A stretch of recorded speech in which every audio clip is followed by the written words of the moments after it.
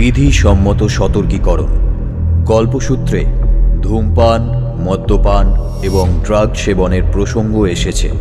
ধূমপান, মদ্যপান, ড্রাগ সেবন স্বাস্থ্যের পক্ষে ক্ষতিকারক। Statutory warning: consumption of drugs, smoking and drinking are injurious to health.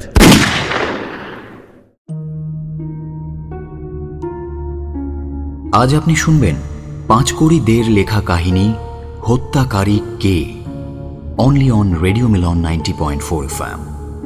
Do like, share and subscribe our YouTube channel for more audio stories. এই গল্পে অভিনয় করেছেন দীপক, রীতি, অপূর্ব, মৌ এবং সায়ন। নাট্যরূপ দান এবং পোস্টার ডিজাইনিং চিন্ময়।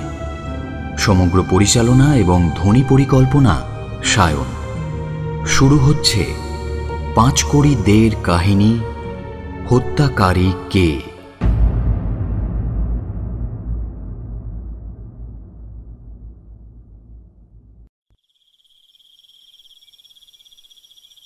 নীরবে বসে আছি দুজন, কারো মুখে কোনো কথা নেই।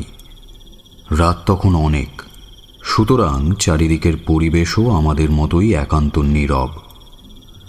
সেই একান্ত নীরবতার মাঝে কেবল আমাদের নিঃশ্বাস প্রশ্বাসের শব্দগুলো প্রতি ক্ষণে ক্ষণে স্পষ্ট হয়ে উঠছিল।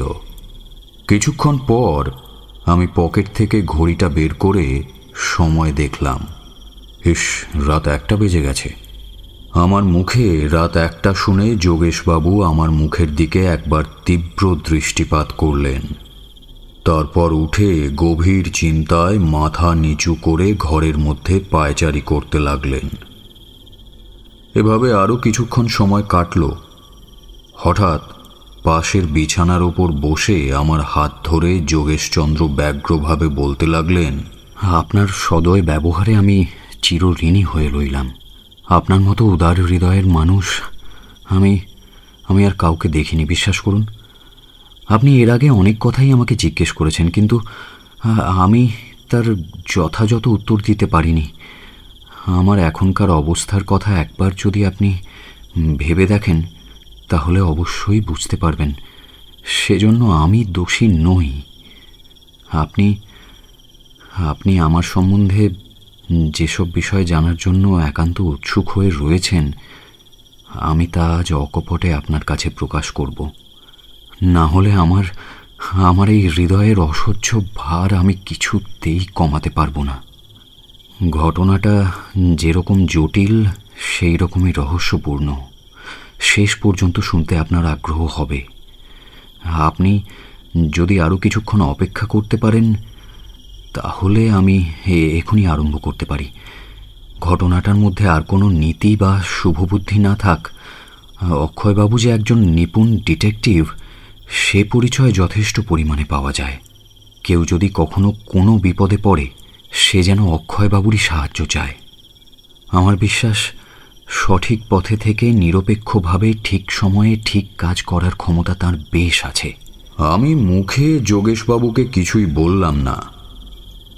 মুখ চোখের ভাবে মাথা দুলিয়ে বুঝিয়ে দিলাম তার কাহিনী শুনতে তখনই আমি প্রস্তুত, এবং সেজন্য আমার যথেষ্ট আগ্রহও আছে। সেজন্য আরও একটু ভালো হয়ে বসলাম। যোগেশচন্দ্র বলতে আরম্ভ করলেন, কি মনে করে যে আমি তখন অক্ষয়বাবুকে আমার কাজে নিয়োগ করেছিলাম সে কথা এখন ঠিক বলতে পারবো না। কতকটা ভয়ে, কতকটা রাগে বা কিছুটা অনুতাপে তখন আমি যেন পাগলের মতো হয়ে গিয়েছিলাম মশাই। যদি আপনি কখনো কাউকে ভালোবেসে থাকেন, প্রকৃত ভালোবাসা যাকে বলে, যদি আপনি সেই রকম ভালোবাসায় কাউকে ভালোবেসে থাকেন তাহলে আপনি বুঝতে পারবেন কি মর্মান্তিক যন্ত্রণা আমি ভোগ করেছি। কি আশ্চর্য, আমি এখনো সেই নিদারুণ যন্ত্রণা সহ্য করেও বেঁচে আছি। আমি ছোটবেলা থেকেই লীলাকে ভালোবেসে এসেছি। লীলাও আমাকে সর্বস্ব দিয়েই ভালোবাসত। সে ভালোবাসার তুলনা হয় না।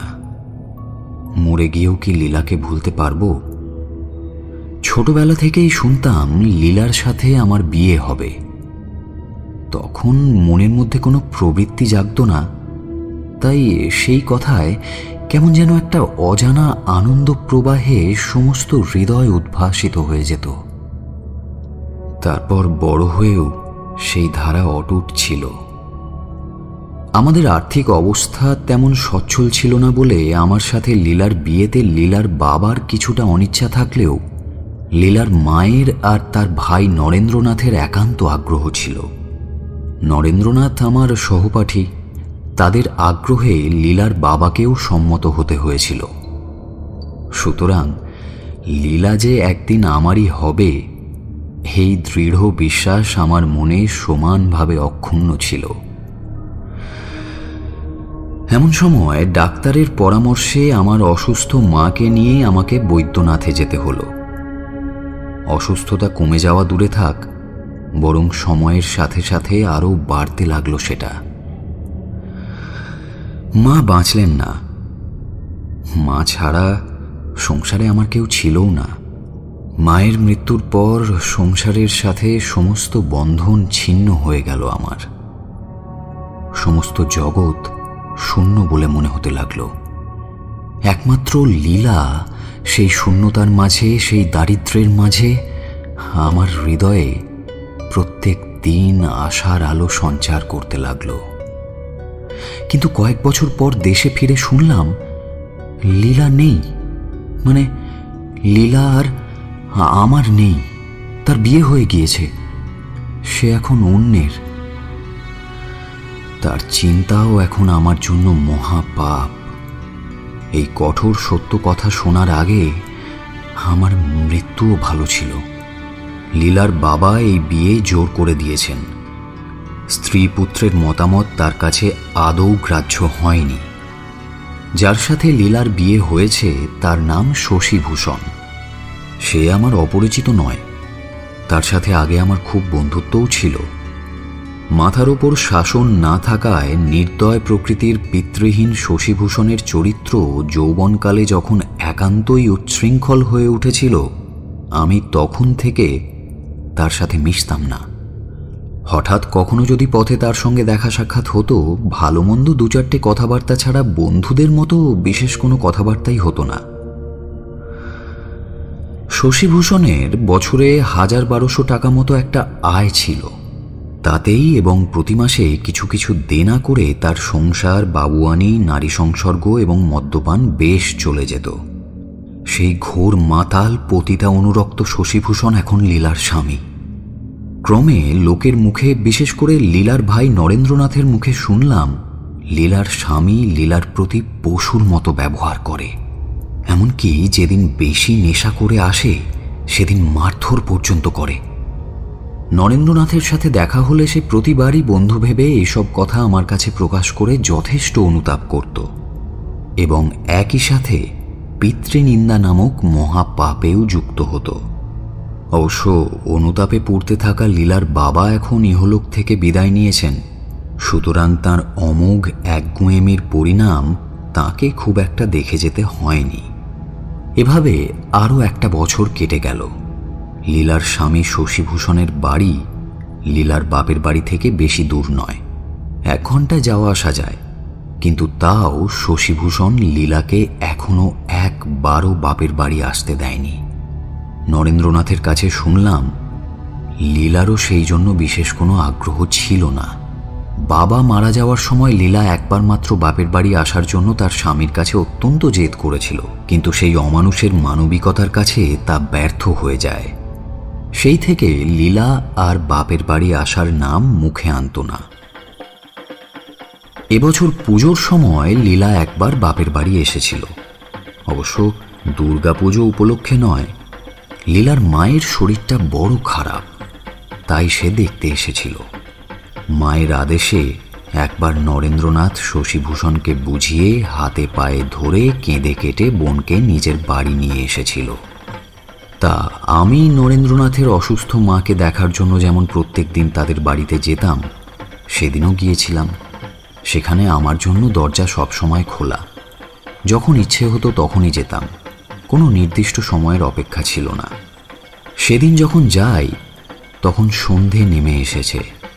শুক্লা অষ্টমীর চাঁদ জ্যোৎস্নার আলোয় তারা ভরা মেঘহীন নির্মল আকাশে কর্পূরের মতো ধপধপ করছে। কাছেই নদীর কুলকুল করে বয়ে চলার মন্ত্রমুগ্ধ শব্দ অস্পষ্ট শোনা যাচ্ছিল। চারপাশের প্রকৃতিতে পুজোর উল্লাস। এদিকে তুষের আগুনে মরে যাওয়া আমি একটা জীবন্ত লাশের মতো। আমি আর সেই উচ্ছ্বাসের আবেগ কি বুঝব? হৃদয়ে যে নরকের আগুন ঠাঁই দিয়েছি তা আজীবন ভোগ করতে হবে। যেদিকেই তাকাই সকলেই যেন প্রফুল্ল, চারিদিকে খুশির আমেজ।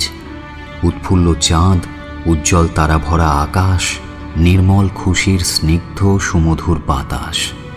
আম গাছের ডালে পাপিয়ার খুশির ঝংকারে প্রকাশ পাওয়া মধুর ডাক। এক অস্বাভাবিক উজ্জ্বল আলোর বন্যায় প্রকৃতি যেন সেজে উঠেছে। কেবল আমি শান্তিশূন্য, আশাহীন, কর্তব্যহীন উদ্দেশ্য ছাড়াই কোনো এক দূরদৃষ্ট পথের একমাত্র নিঃসঙ্গ যাত্রী। বাড়ির সামনের দরজায় নরেন্দ্রনাথের সঙ্গে আমার দেখা হলো। তখন সে ডাক্তারের বাড়ি যাচ্ছে, সুতরাং তার সঙ্গে কথা বিশেষ হলো না। আমি বাড়ির মধ্যে সোজা গিয়ে যে ঘরে নরেন্দ্রনাথের মা ছিলেন সেই ঘরের দরজায় দাঁড়ালাম। দেখলাম বিছানায় নরেন্দ্রনাথের মা শুয়ে আছেন। পাশে বসে একজন জীর্ণ অস্থিসার মেয়ে মানুষ তার মাথায় ধীরে ধীরে হাত বুলিয়ে দিচ্ছে। প্রদীপের আলো এসে সেই বসে থাকা মেয়ে মানুষটির ঝুঁকে পড়া, হাড় বেরিয়ে আসা রক্তশূন্য ক্লান্ত মুখের একপাশে পড়েছে। প্রথমে চিনতে পারলাম না, তারপর বুঝলাম এ সেই লীলা। আজ 2 বছর পরে লীলাকে দেখলাম। যা দেখলাম তা না দেখলেই ভালো ছিল। লীলার সেই শরতের মেঘের মতো শুভ্র স্মিত মুখমণ্ডল রোদে ঝলসে যাওয়া স্থলপদ্মের মতো একান্ত বিবর্ণ এবং বিষণ্ণ দেখাচ্ছিল। সেই উজ্জ্বল লাবণ্যময় দেহ ঝলসে যাওয়া ফুলের কুঁড়ির মতো শ্রীহীন। সেই কোমল ডাগর স্নেহপ্রফুল্ল সদাচঞ্চল চোখ দুটোতে আজ গভীর কালো ছাপ। বিষাদ বিদীর্ণ হৃদয়ে লীলাকে দেখতে লাগলাম। কিছুক্ষণের মধ্যে আমার আপাতমস্তক ঘামে ভিজে গেল মশাই। কি আশ্চর্য! 2 বছরে মানুষের এমন ভয়ানক পরিবর্তন হয়। মনে মনে ঈশ্বরের কাছে প্রার্থনা করলাম আমার হৃদয় অসহ্য বেদনা ভারে ভেঙে চুরে যাক, অবিশ্রান্ত তুষের আগুনে পুড়ে খাক হয়ে যাক, ক্ষতি নেই, কিন্তু লীলাকে তুমি সুখী করো। তার অন্ধকার মুখ হাসিতে ভরিয়ে দাও প্রভু। আমি আর কিছুই চাই না। আমাকে দেখতে পেয়ে লীলা মাথায় ঘোমটা দিল এবং তাড়াতাড়ি উঠে জড়সড় হয়ে লজ্জিত মুখে যেমনি ঘরের বাইরে বেরোতে যাবে, তার কপালের একপাশ কপাটের সাথে ধাক্কা লাগল। আমি খানিকটা অপ্রকৃতিস্থভাবে তাকে বললাম, লীলা, বসো বসো বসো। তুমি আমাকে চিনতে পারোনি? আমার বিশ্বাস লীলাকে চিনতে প্রথমে আমার মনে যেমন একটা গোলমাল হয়েছিল, সেই রকম তারও একটা কিছু হয়েছে। হে লীলা সেই লীলার মতো নয় বলেই আমার মনে এমন একটা ধারণা হয়েছিল। একসময় পাশের ঘরের ভেতর থেকে কোনো দুগ্ধপোষ্য শিশুর করুণ কান্নার আওয়াজ ভেসে এলো। লীলা মৃদু শব্দে বলল, আসছি, তুমি একটু বসো। তারপর ঘর থেকে বেরিয়ে গেল সে। আমি খুব চিন্তিত মনে রোগীর বিছানার পাশে গিয়ে দাঁড়ালাম। রোগী তখন ঘুমিয়ে আছেন, অন্যদিকে মুখ ফিরিয়ে শুয়েছিলেন। তাই প্রথমটা আমি ঠিক বুঝতে পারিনি। জিজ্ঞেস করলাম, এখন কেমন আছেন মাসিমা? তাতেই তার ঘুম ভেঙে গেল। আমাকে দেখে বসতে বললেন। আমি তার বিছানার একপাশে বসলাম। তারপর তিনি বললেন, বড় একটা ভালো নয় বাবা, হে ছাত্রা যে রক্ষা পাবো এমন আমার আর মনে হয় না। নরেন রইল, লীলা রইল, ওদের তুমি দেখো।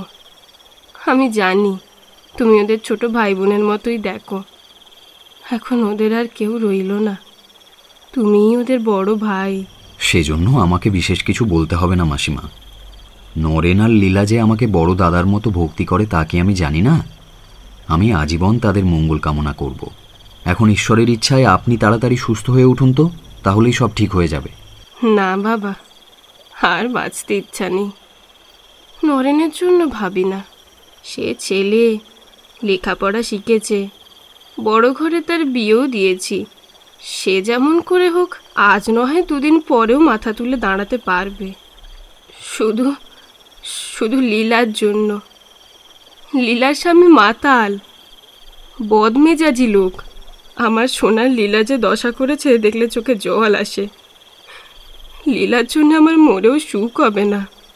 লীলা এখন এখানে আছে, অনেক করে বলে কয়ে হাতে পায়ে ধরে তাকে এবার এনেছি। হ্যাঁ, এই মাত্র তাকে দেখলাম। আমি তো প্রথমে চিনতে পারিনি মাসিমা। লীলা এখন সেই রকমই হয়েছে। তার চোখে দুফোঁটা জল দেখা গেল। তারপর বললেন, লীলার একটা ছেলে হয়েছে, দেখেছো? আগে না, পাশের ঘরে লীলা ছিল। লীলার মা তাকে ডেকে বললেন, লীলা, প্রবোধচাঁদকে একবার এ ঘরে নিয়ে আয়, তোর যোগেশ দাদা এসেছে, দেখবে। বলাই বাহুল্য শিশুর কান্না এবং লীলার ব্যস্ততায় তা আমি আগেই বুঝতে পেরেছিলাম। কিছুক্ষণের মধ্যেই ছেলে কোলে নিয়ে লীলা আমাদের ঘরে ঢুকল। দেখলাম সেই সেদিনের খেলাঘরের বালিকে ভাত, কচু পাতাকে ঘণ্ট আর ইটের টুকরোকে মাছ এবং পায়েসে পরিণত করার অসীম ক্ষমতার রাঁধুনি হাসি খুশিতে থাকা ছোট্ট লীলা আজ মা হয়েছে। লীলা ঘরের মেঝেতে বসল। ছোটবেলায় দুজনে একসঙ্গে খেলেছি, ছোটাছুটি করেছি, ঝগড়া করেছি, ভাব হলে একসঙ্গে বসে কত গল্প করেছি।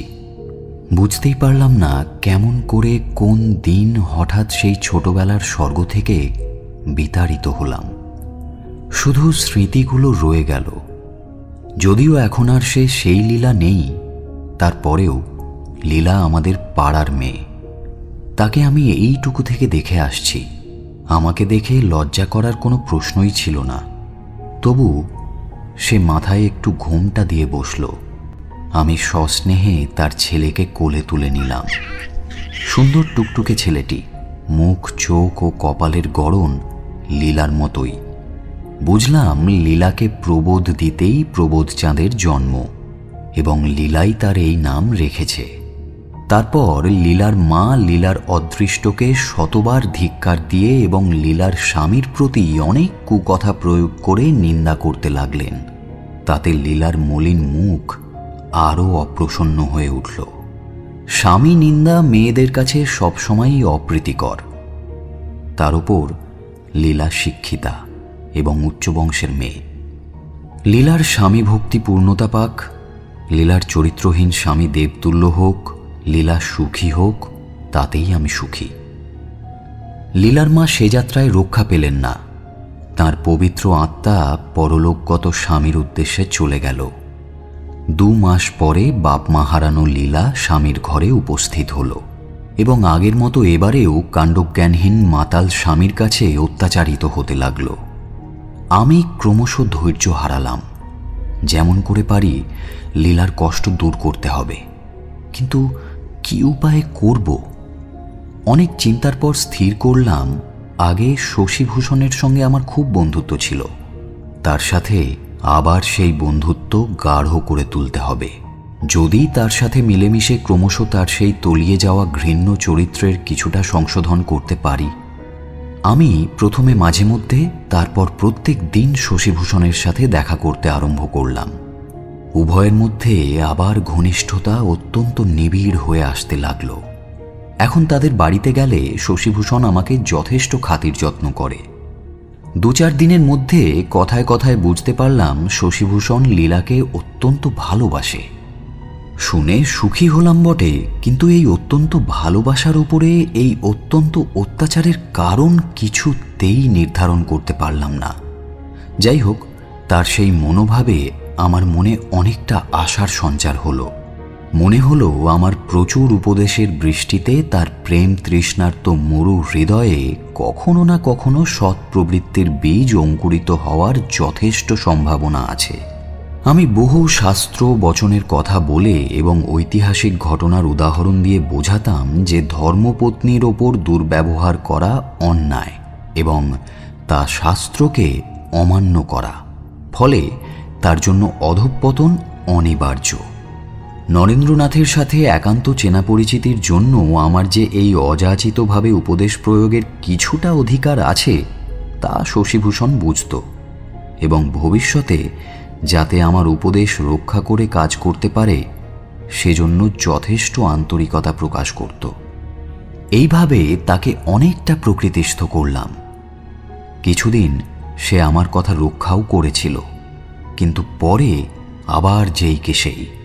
যেদিনই বেশি মদ্যপান করত সেদিনই লীলার ওপর অত্যাচার একেবারে সীমা অতিক্রম করে যেত। তখন আমি উপদেশের পরিবর্তে ক্ষুব্ধ হৃদয়ে তাকে যথেষ্ট তিরস্কারও করতাম। কখনো সে চুপচাপ থাকত, কখনো বা অসন্তুষ্ট হয়ে উঠত।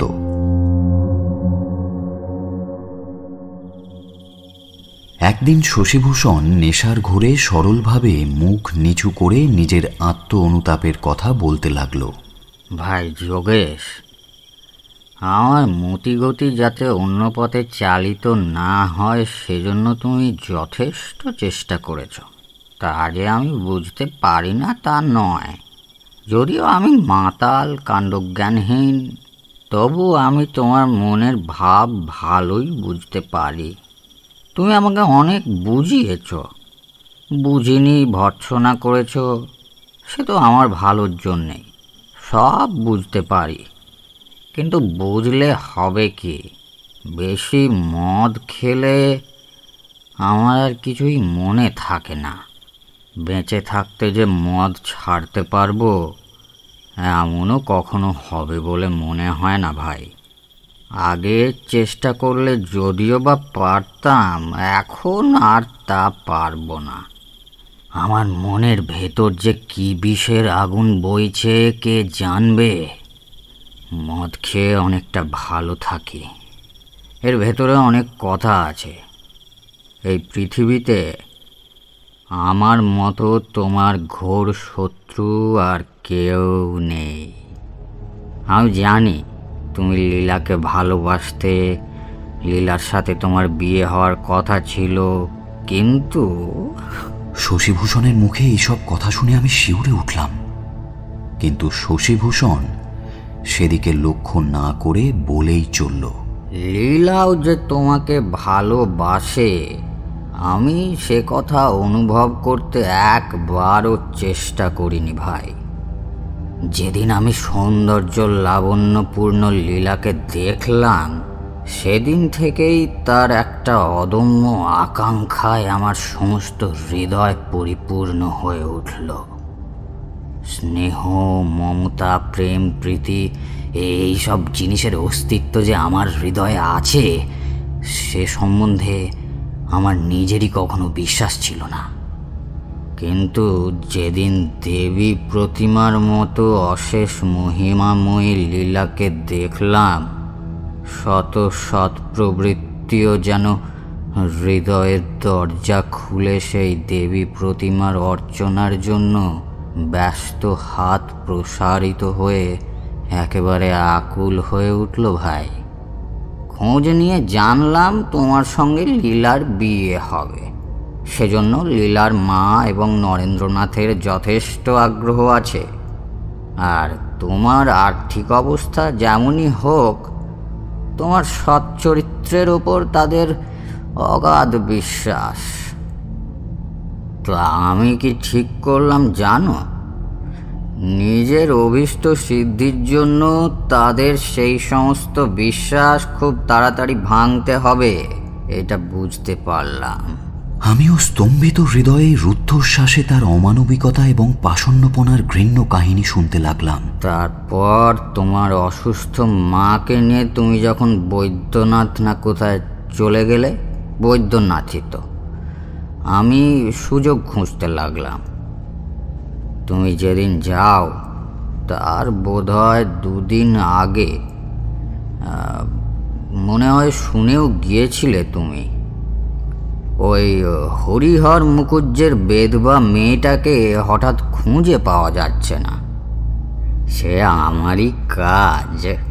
আমি সেই বামুনের মেয়ে মোক্ষদাকে গ্রামের বাইরে কেউ যাতে খুঁজে বের করতে না পারে এমন একটা গোপন জায়গায় লুকিয়ে রেখেছিলাম।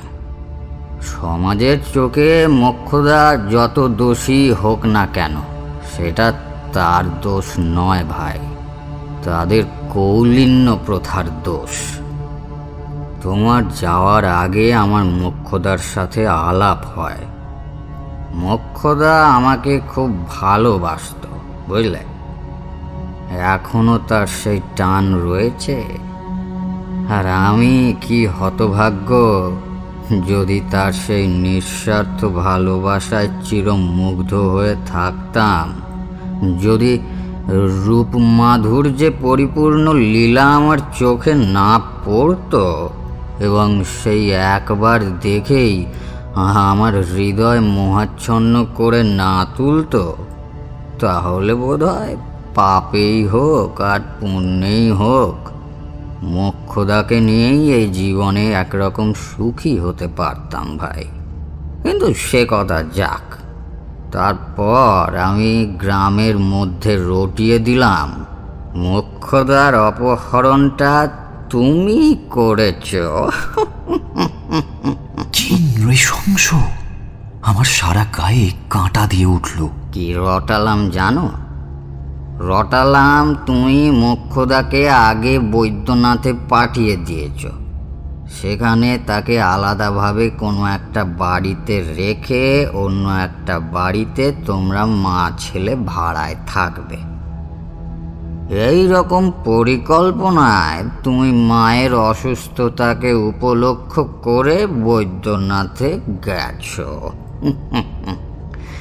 তারপর কতগুলো মিথ্যে প্রমাণ ঠিক করে এখানকার সকলের কাছে কথাটা খুব বিশ্বাসযোগ্য করে তুললাম। নরেন্দ্র আর লীলার মা, তারা তোমাকে ভালো করে জানতেন।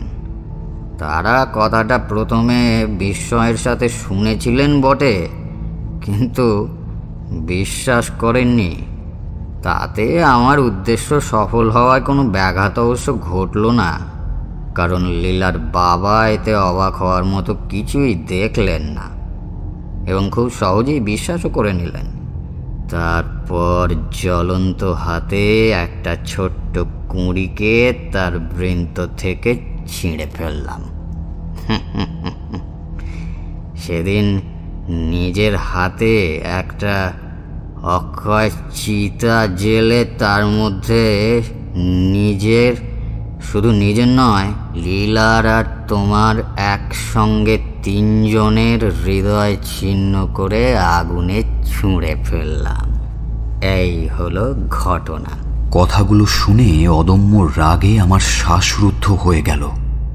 মনে হলো তখনই পায়ের তলায় পিষে তার পাপের প্রাণটাকে এই পৃথিবী থেকে বিদায় করে দিই। কিন্তু তখনই লীলাকে মনে পড়ল। সেই লীলা, এই দানব অসুর, সেই দেবীর স্বামী। আর সেই প্রবোধচাঁদ, তাকে কোন অপরাধে পিতৃহীন করব আমি? ঈশ্বর যেন কখনো আমার এমন মতি না দেন। শশীভূষণকে হত্যা করে কোনো লাভ নেই, কিন্তু সেই দিন থেকে প্রতিজ্ঞা করলাম, সৎ বা অসৎ যেভাবেই হোক এই পাষণ্ডের অত্যাচার থেকে লীলাকে মুক্ত রাখার জন্য প্রাণপণ চেষ্টা করব এবং তার জন্য ভালো মন্দ সমস্ত কাণ্ডজ্ঞানের বিসর্জন দিতে আমি রাজি আছি। সপ্তাহের শেষে একদিন সন্ধ্যার কিছু পর আমি শশীভূষণের সঙ্গে দেখা করলাম।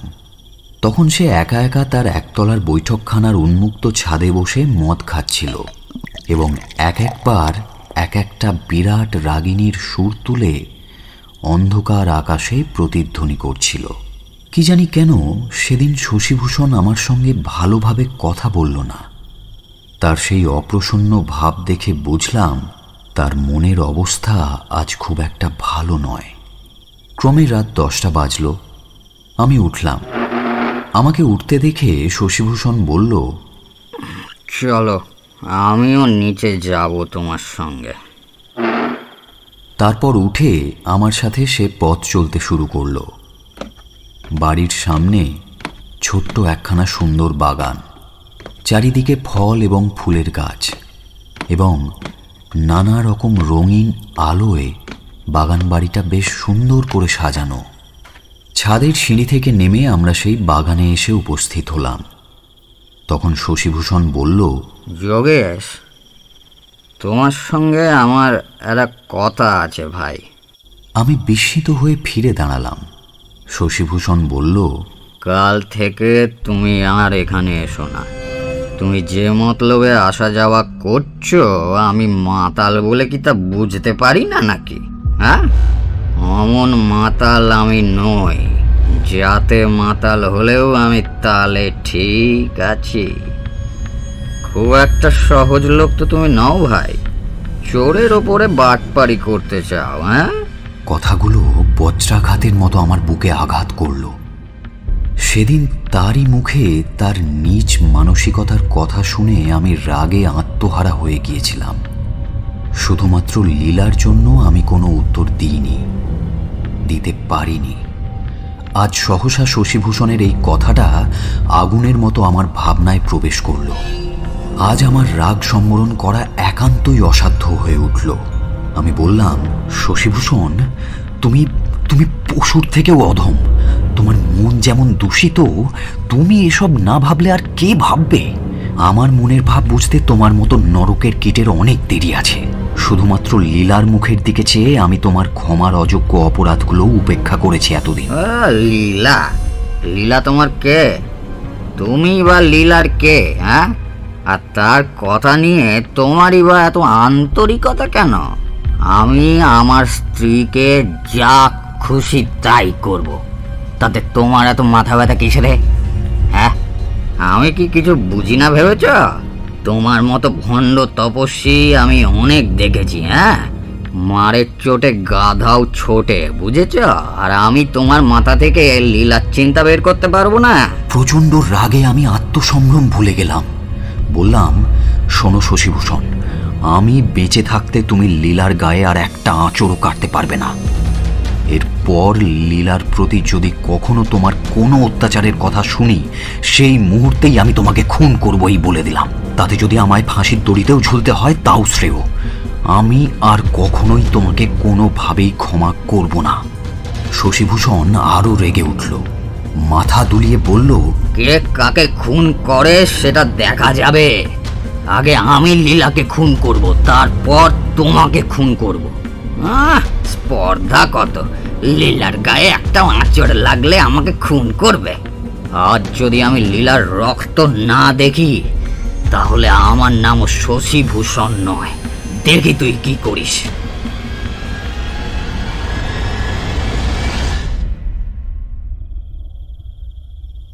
শশীভূষণ তখন অত্যন্ত মাতাল হয়ে গিয়েছিল। তার সাথে আর কোনো কথা বলা যুক্তিসঙ্গত নয় মনে করে আমি তার বাগান থেকে বেরিয়ে এলাম। সে চলে গেল কি দাঁড়িয়ে রইল একবারও ফিরে দেখলাম না। রাস্তায় এসে মনটা কেমন জানি খারাপ হয়ে গেল।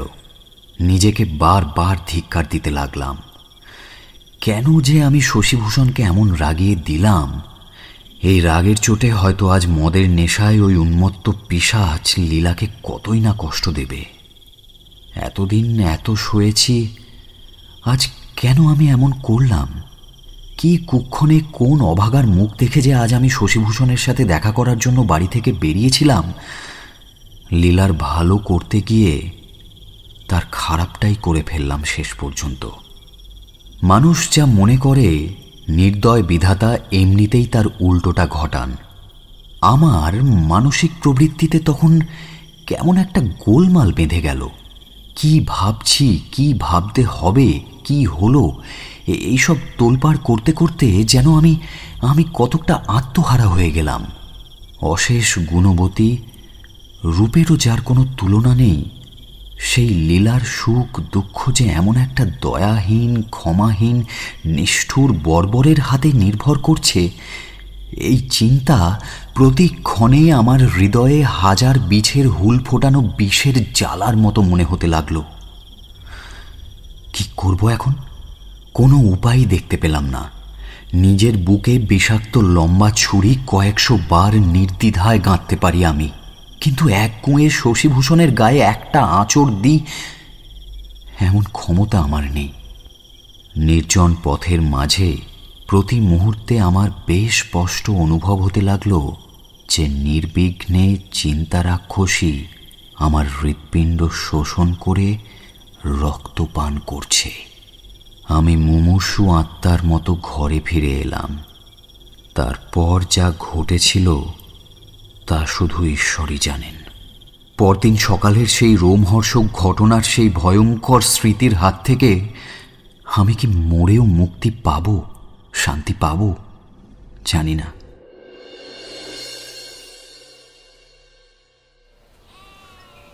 তখন বেলা ঠিক 10টা। এমন সময় নরেন্দ্রনাথ ঊর্ধ্বশ্বাসে ছুটে এসে আমার ঘরে ঢুকল। দেখলাম তার মুখ ফ্যাকাশে, চাহনি উন্মাদের মতো। মুখ চোখের ভাবে কেমন যেন একটা একটা ভয়ঙ্কর ছায়া লেগে রয়েছে।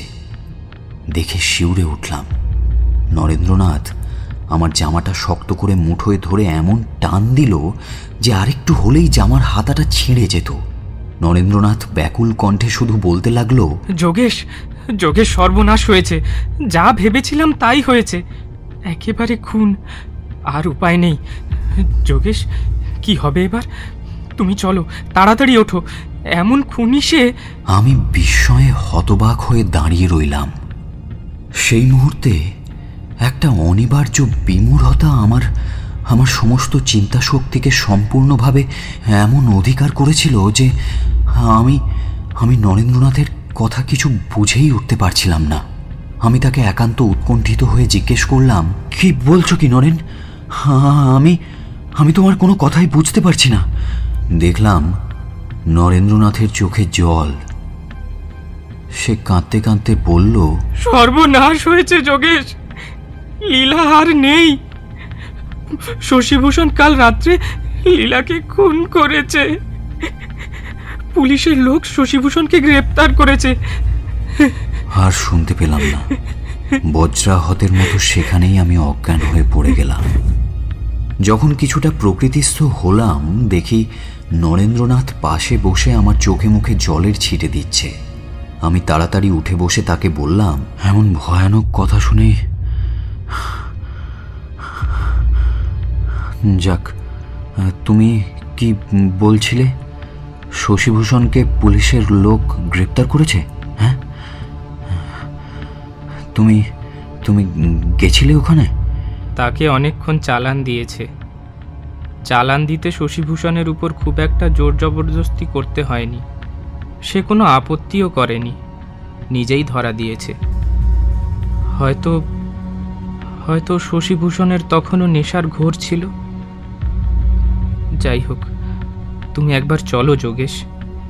এ সময় তোমার একবার যাওয়া খুব দরকার, যদি কোনো একটা উপায় হয়। আমি কম্পিত কণ্ঠে, কম্পিত হৃদয়ে ঠায় দাঁড়িয়ে ভয়ে বেদনায় জিজ্ঞেস করলাম, কোথায়? লীলাকে দেখতে? দাঁড়াও নরেন্দ্র, একটু সময় দাও আমাকে, একটু স্বাভাবিক হতে দাও ভাই। আমি ঠিক বুঝতে পারছি না, আমার বুকের ভেতরটা যেন কেমন হচ্ছে। কিভাবে কি হয়ে গেল? আমার ভাবভঙ্গি দেখে নরেন্দ্র আমার মনের অবস্থা কিছুটা বুঝতে পারল। আমার কথায় সম্মত হলো সে, কিন্তু একান্ত অধীরভাবে সে আমার জন্য অপেক্ষা করছে দেখে আমিও আর বেশি দেরি করতে পারলাম না। তখনই বেরিয়ে গেলাম। যথা সময়ে আমরা শশীভূষণের বাড়িতে গিয়ে উপস্থিত হলাম। সেখানে গিয়ে যা দেখলাম, এই কাহিনীর মধ্যে সেটা উল্লেখযোগ্য হলেও আমার তা বলতে ইচ্ছে করছে না, সেজন্য আমাকে ক্ষমা করবেন। এই হত্যা সম্বন্ধে শশীভূষণের বিরুদ্ধে যেসব প্রমাণ জোগাড় হয়েছে, তাতে সেই যে দোষী সে সম্বন্ধে আর কারো কোনো সন্দেহ নেই। গতকাল রাত্রে বাগানের মধ্যে আমার আর শশীভূষণের মধ্যে যে সমস্ত কথা হয়েছিল একজন দাসী তা শুনেছিল। সে নিজের জবানবন্দিতে আমাদের মধ্যে হওয়া প্রতিটা কথাই পুলিশকে জানিয়েছে। সকালে লীলার মৃতদেহ বিছানার পাশে পড়েছিল এবং তার বুকে একটা ছুরি সম্পূর্ণ গাঁথা ছিল। সেই ছুরি শশীভূষণেরই। অনেকেই সেই ছুরিটা তার বৈঠকখানার ঘরে অনেকবার দেখেছে। অমন প্রকাণ্ড ছুরি সেই গ্রামের মধ্যে আর কারও ছিল না। শশীভূষণের বিরুদ্ধে আরও একটা বিশেষ প্রমাণ পাওয়া গেছে। আগের দিন রাত্রে শোয়ার সময় তাদের স্বামী স্ত্রীর মধ্যে একটা বাকবিতণ্ডা হয় এবং সেই সময় শশীভূষণ তার স্ত্রীকে প্রচণ্ড মারধর করে। লীলার কপালে একটা আঘাতের চিহ্নও ছিল। ডাক্তারি পরীক্ষায় জানা যায় যে মৃত্যুর 2-1 ঘন্টা আগে তাকে সেই আঘাত করা হয়। এইসব প্রত্যক্ষ প্রমাণ সত্ত্বেও সে যে স্ত্রীকে হত্যা করেছে শশীভূষণ তা এখনও স্বীকার করতে সম্মত নয়। সে অবিচলিতভাবে এখনও বলছে সে সম্পূর্ণ নিরপরাধ। তাকে ফাঁসি দেওয়া হোক, মেরে কেটে খুন করা হোক, যা ইচ্ছে তাই করা হোক, সেজন্য তার এতটুকুও দুঃখ নেই। শশীভূষণ সবার সামনে এখনও স্বীকার করছে যে সে তার স্ত্রীর ওপর অত্যন্ত দুর্ব্যবহার করত এবং নেশার ঘোরই তার একমাত্র কারণ ছিল। না হলে সে তার স্ত্রীকে যথেষ্ট ভালোবাসত। এই সময় লীলাকে হারিয়ে তার জীবন একান্তই দুর্বিষহ হয়ে উঠেছে। বেঁচে থাকার আর একটুও ইচ্ছে তার নেই। শশীভূষণের এইসব কথা কতটা সত্য তা বিবেচনা করার শক্তি তখন আমার ছিল না। আরও শুনলাম আমার সাথে দেখা করার তার বড়ই আগ্রহ। যেই তার সাথে দেখা করতে যাচ্ছে তাকে সে বিশেষ করে বলে দিচ্ছে আমি যেন একবার গিয়ে তার সাথে দেখা করি। শশীভূষণের সাথে দেখা করার খুব একটা ইচ্ছে আমার ছিল না, কিন্তু বারবার এভাবে আগ্রহ প্রকাশে অনিচ্ছা সত্ত্বেও একদিন আমি তার সাথে দেখা করতে গেলাম। হাজত ঘরে আমাকে উপস্থিত দেখে শশীভূষণ অত্যন্ত আনন্দিত হল এবং আমার উপদেশ অগ্রাহ্য করেছে বলে, আমার সাথে অন্যায় ব্যবহার করেছে বলে বারবার আমার কাছে রুদ্ধ কণ্ঠে কাঁদতে কাঁদতে ক্ষমা প্রার্থনা করতে লাগলো। তারপর বলল, ভাই যোগেশ, তুমি আমাকে ক্ষমা করলে, কিন্তু অভাগিনী লীলা কি এমন নরকের কীটকে ক্ষমা করতে পারবে ভাই? আমি আজ আমার পাপের ফলই পেলাম। ধর্মের বিচার কখনো বৃথা যায় না। আজ না হয় 2 দিন পর নিশ্চয়ই সকলকে তার নিজের পাপ পুণ্যের ফল ভোগ করতে হয় ভাই। কেউ তার হাত থেকে বাঁচতে পারে না। আমি লীলার প্রতি যে সমস্ত নিষ্ঠুর অত্যাচার করেছি, মনে হয় কোনো ভয়ঙ্কর রাক্ষসতা করতে পারে না ভাই। আমি মানুষের নামে কলঙ্ক। আমার মতো মহাপাপীর নাম এই জগৎ থেকে চিরকাল মুছে যাওয়াই ভালো ভাই। আজ সকলেই বিশ্বাস করেছে আমি লীলার হত্যাকারী। আমি জানি তুমিও এই কথাই বিশ্বাস করো। জগতের সকলের মনে আমার মহাপাপের প্রায়শ্চিত্ত স্বরূপ এই ধারণা সৃষ্টি। এই বিশ্বাস চিরদিন অটুট এবং অক্ষয় হয়ে থেকে যাক, তাতেই আমি খুশি। কিন্তু যোগেশ, তুমি যেন আর সকলের মতো তা মনে করো না ভাই। এই কথা বলার জন্যেই তোমার সাথে দেখা করতে এত উৎসুক হয়েছিলাম আমি। বিশ্বাস করো, আমার সত্য নেই, আমার ধর্ম নেই, এমন কিছুই নেই যাকে সাক্ষী করে স্বীকার করলে তুমি কিছুটা হলেও বিশ্বাস করতে পারো। আমি জানি তুমি বিশ্বাস করতে পারো না। আমি ধর্ম থেকে বিচ্যুত মনুষ্যত্ব বিসর্জন দিয়েছি শয়তানের মন্ত্রে উদ্বুদ্ধ জগতের অকল্যাণের জ্বলন্ত দৃষ্টান্ত। আমার কথা কে বিশ্বাস করবে?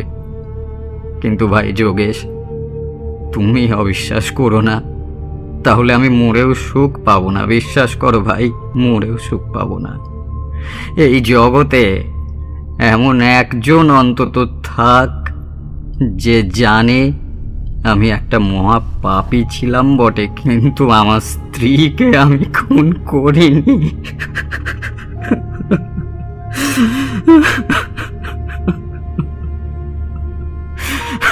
আমি খুন করিনি। বলতে বলতে শশীভূষণের কথা কেঁপে উঠল, তার চোখ দুটো জলে ভরে গেল। সে দুহাতে মুখ চেপে বাচ্চাদের মতো কাঁদতে লাগলো। অস্বীকার করতে পারি না, তার সেই করুণ অবস্থা দেখে তখন আমার মনে তার প্রতি দয়া আর সহানুভূতির সৃষ্টি হয়েছিল। অনেক করে তারপর তাকে শান্ত করে জিজ্ঞেস করলাম, শশীভূষণ, এখনো পর্যন্ত যা ঘটেছে তুমি নির্দ্বিধায় আমাকে বলো, কোনো কথা গোপন করার চেষ্টা করো না। যদি এই দুঃসময়ে আমি তোমার কোনো উপকারে আসতে পারি, আমি যা সম্ভব তাই করব। আমি সকালে উঠেই প্রথমে দেখলাম লীলা রক্তাক্ত হয়ে বিছানায় পড়ে আছে। ধরে তুলতে গেলাম, দেখলাম দেহে প্রাণ নেই। দেখেই আমার বুকের রক্ত জল হয়ে গেল ভাই। বুঝতে পারলাম লীলা এই পিশাচকে জন্ম জন্মান্তরের মতো ত্যাগ করেছে। বিশ্বব্রহ্মাণ্ড খুঁজলেও আমি তাকে আর ফিরে পাবো না। তুমি বিশ্বাস করবে কিনা জানি না, আমার প্রথমে মনে হয়েছিল মদের খেয়ালে আমি তাকে গত রাত্রে খুন করেছি। কিন্তু তারপর যখন দেখলাম আমারই ছুরি লীলার বুকে গাঁথা আছে, আমার সেই ভুল ভেঙে গেল।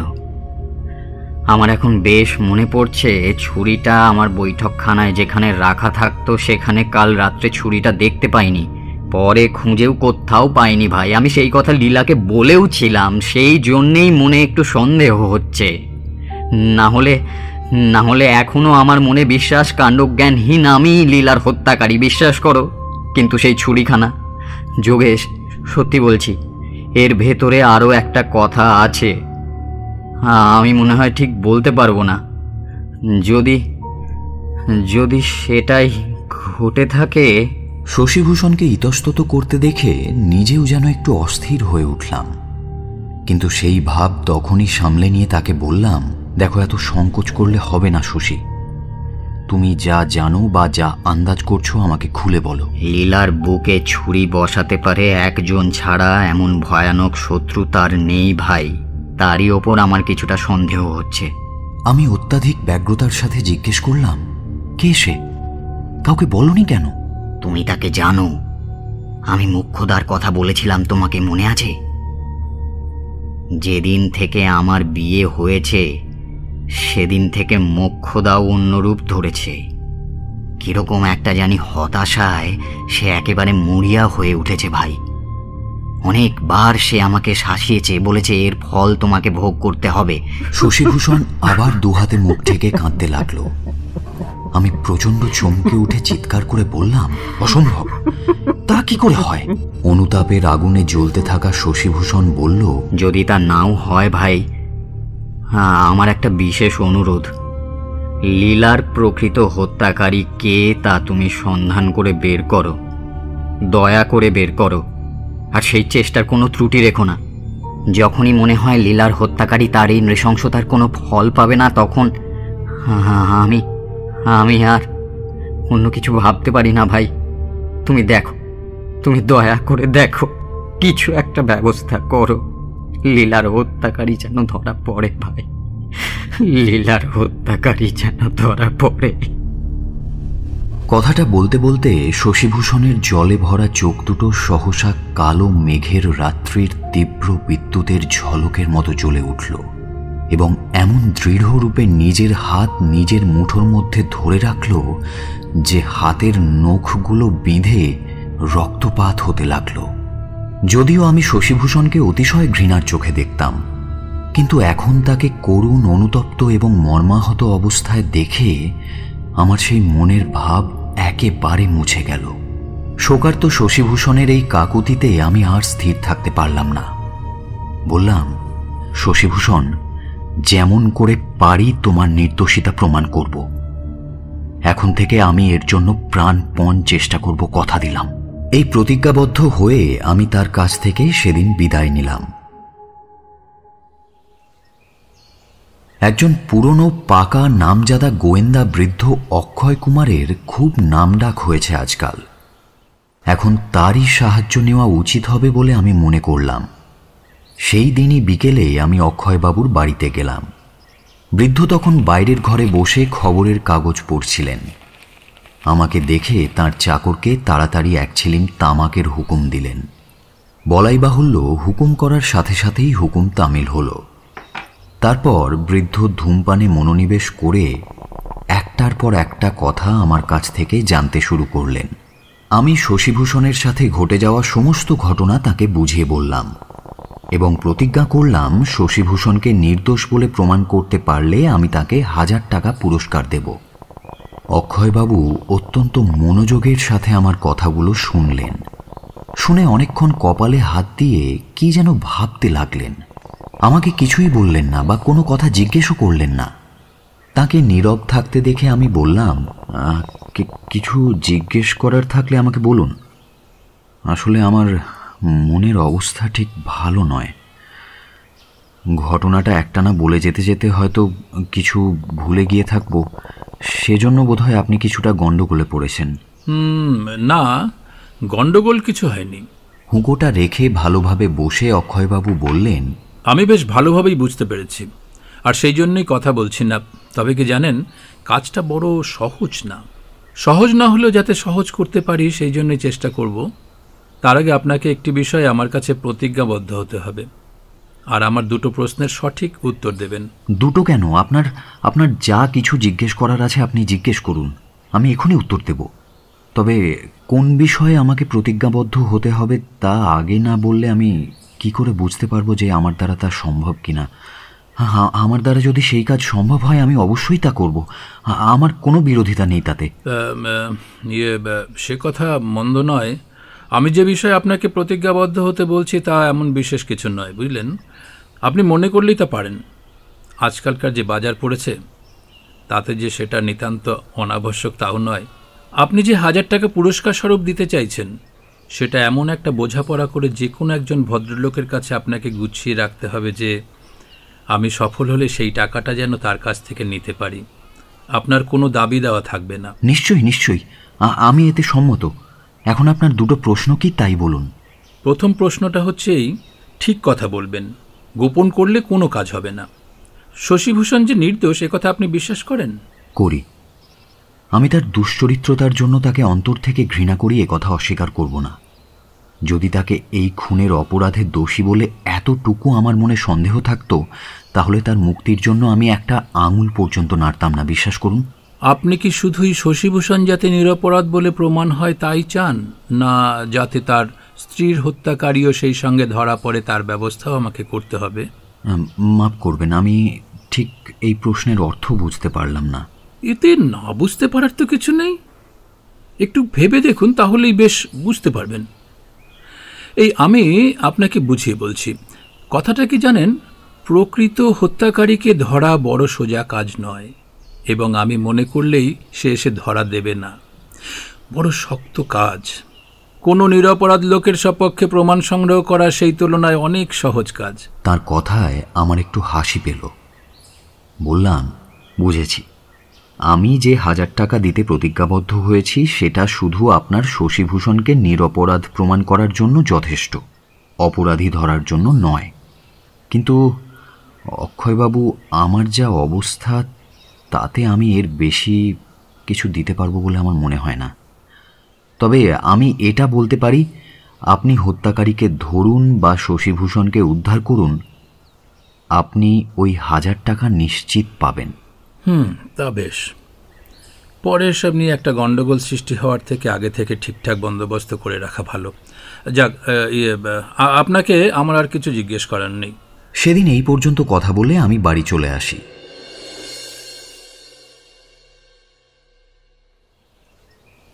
এর 4 দিন পরে অক্ষয়বাবু নিজেই আমার বাড়িতে এসে উপস্থিত। তার মধ্যে কেমন যেন একটু রুষ্ট ভাব। আমি কোনো কথা বলার আগেই তিনি বললেন, যা মনে করা হয় তা ঠিক হয় না। কে জানতো মশাই, টাকার লোভ দেখিয়ে আপনি এমন একটা ঝঞ্ঝাটের কাজ এই বুড়োটার ঘাড়ে চাপিয়ে দেবেন। কেন, কি হয়েছে? আপনাকে একটু বিরক্ত মনে হচ্ছে অক্ষয়বাবু, কোনো কারণ? আর মশাই, বিরক্ত? গায়ের রক্ত শুকিয়ে গেলে বিরক্ত হতে হয়। এই 3-4 দিনের মধ্যে আপনি কিছুই করে উঠতে পারেননি? হ্যাঁ, কি আর মাথামুন্ডু করব। আমার তো এখন মনে হয় শশীভূষণ এই কাজটা করেনি, এটা ঠিক, কিন্তু শশীভূষণও এর মধ্যে রয়েছে। তারই পরামর্শে এই খুন হয়েছে, এমনকি সেই সময় শশীভূষণ উপস্থিত ছিল। আপনার কথা আমি ঠিক বুঝে উঠতে পারলাম না মশাই। সম্ভবত আপনি এর কোনো নির্দিষ্ট প্রমাণ পেয়ে থাকবেন, কিন্তু প্রমাণ আর কি, একজন তো স্পষ্ট স্বীকার করেছে। শশীভূষণ সেদিন রাত্রে যখন তার কাছে বিদায় নিয়ে আসে, তখন সে তার স্ত্রীকে হত্যা করবে বলে তার কাছে স্বীকার করেছিল। এই কথা এখন আবার সে পুলিশের কাছেও বলতে চায়। আমি চমকে উঠে বললাম, কে সে? সেই মোক্ষদা। এখন শশীভূষণ তার ঘাড়ে এই খুনের অপরাধ চাপানোর চেষ্টা করছে। বোধহয় তুমি এখনো শোনোনি, সেই ঘটনার দিন রাত্রে মোক্ষদাও শশীভূষণের বাড়ি পর্যন্ত তার পেছনে এসেছিল। কি আশ্চর্য, আপনি সেই মোক্ষদার কথা বিশ্বাস করলেন? বিশ্বাস করার অভ্যেসটা আমার আদৌ নেই, সেটা পুলিশ কর্মচারীদের বড় একটা আসেও না। তবে কি জানেন, সে যদি এখন সেই সব কথা প্রকাশ করে দেয়, তাহলে শশীভূষণের দোষটা আরও জটিল হয়ে উঠবে। শশীভূষণকে বাঁচাতে হলে আগে মোক্ষদার মুখটা বন্ধ করতে হবে। তা কেমন করে সম্ভব? এক পুলিশের হাঙ্গামায় জড়ানোর ভয়ে যদি না সে নিজেই চুপ করে, তবে আমরা কোন উপায়ে তার মুখ বন্ধ করব? টাকা টাকা, টাকাতে সব হয় মশাই। এইসব নিয়ে দিনরাত মাথা ঘামিয়ে আমি আমার বাকি কটা চুলও পাকিয়ে ফেললাম। আপনি এক কাজ করুন, আপনি নিজে গিয়ে তার সঙ্গে দেখা করুন। আমি মোক্ষদার সঙ্গে? হ্যাঁ, তাছাড়া আর উপায় কি? তার নিজের মুখে এবং আপনার নিজের কানে শুনলে হয়তো আপনার মনের সন্দেহটা অনেকটা কেটে যেতে পারে। তবে কি, আমার মনে আপাতত আর কোনো সন্দেহ নেই, অনেকটাই কাজ সেরে ফেলেছি। কিন্তু এই সময় যদি আপনি তার সাথে দেখা না করেন, কাজটা বড় ভালো হবে না। এমন সময় আপনি যে এতে আপত্তি করবেন তা আমি আগে একবারও ভাবিনি। আমি কিছুটা সন্দেহজনকভাবে বললাম, না, আমার আর আপত্তি কি। তা মোক্ষদার সাথে কোথায় দেখা করতে হবে? তার বাড়িতে? সে আসবে না? অক্ষয়বাবু কিছুক্ষণ এক মনে মাথা নিচু করে কি চিন্তা করলেন, তারপর বললেন, তাতেই বোধহয় সে রাজি হবে না। আচ্ছা, আমি আর একটা উপায় দেখব। আপনি এক কাজ করুন, আমি বালিগঞ্জে একখানা নতুন বাগান কিনেছি, সেই বাগানে কাল সন্ধ্যার আগে আপনি একবার যাবেন। সেখানে আমি মোক্ষদার সাথে আপনার দেখা করিয়ে দেব, কেমন? এতে আপনার অসুবিধা নেই তো? সেখানকার অনেকেই সেই বাগান চেনে, আমার নাম করে জিজ্ঞেস করলে যে কেউ আপনাকে বাগানটায় দেখে দিতে পারে। মোক্ষদা কি আপনার সেই নতুন বাগানে যাবে? এখন আমি কিভাবে সেই কথা ঠিক করে বলবো? তবে যেমন করে হোক, যাতে মোক্ষদাকে সেখানে নিয়ে যেতে পারি সেজন্য যথেষ্ট চেষ্টা করব, বুঝলেন? এখনো পর্যন্ত আমি কোনো বিষয়ে বিশেষ চেষ্টা করে কখনো অকৃতকার্য হইনি। আমি অক্ষয়বাবুর নতুন বাগানে নির্দিষ্ট সময়ে যেতে সম্মত হলাম।